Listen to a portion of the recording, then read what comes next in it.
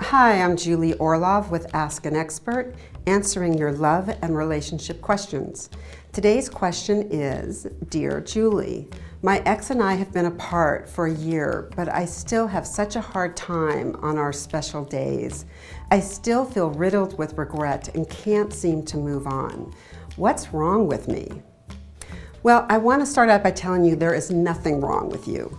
People work through loss and grief in their own time and in their own way.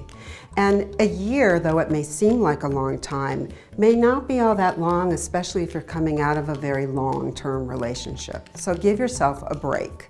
Now, if we were sitting face to face, I would want to ask you a few things. So the first question I would want to find out is, are you viewing this relationship realistically?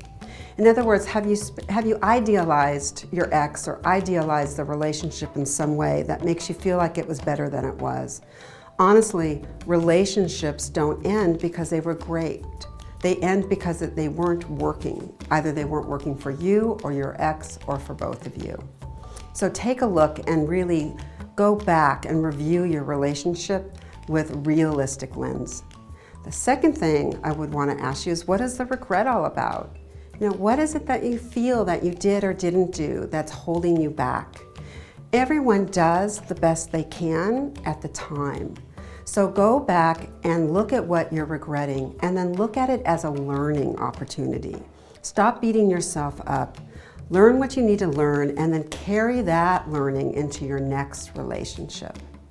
And then the last thing I would want to ask you is, what might you be afraid of if you finally let go and move on?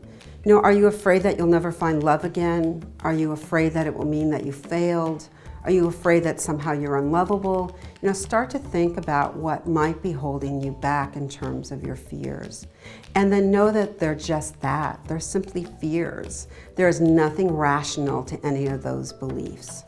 So you have a future that I promise you is filled with love and new experiences and adventures.